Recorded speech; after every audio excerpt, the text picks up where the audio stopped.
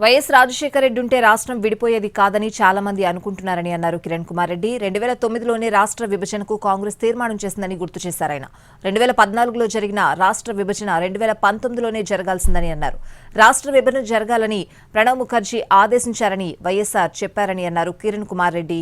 ప్రణబ్తో మాట్లాడి మేం తెలంగాణకు అనుకూలం అనే తీర్మానాన్ని మేం తెలంగాణకు వ్యతిరేకం కాదు అని మార్చి పెట్టామని అన్నారు ఆయన. అయినా రాష్ట్ర విభజన జరగదని అనుకున్నామని, దురదృష్టవశాత్తు రాష్ట్రం విడిపోయిందని అన్నారు కిరణ్ కుమార్ రెడ్డి.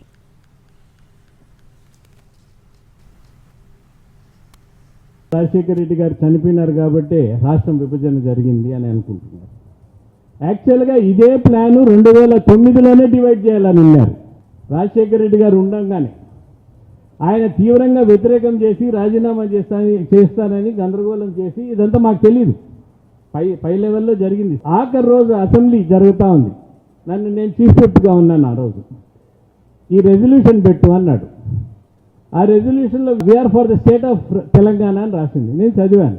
లేదన్నా ఇట్లా పెట్టినామంటే ఎలక్షన్ పోతుంది, ఏం మాట్లాడుతున్నారు, ఏంది ఇది అంటే, నా చేతిలో ఏం లేదు కిరణ్, ప్రణబ్ ముఖర్జీతో మాట్లాడు అన్నాడు.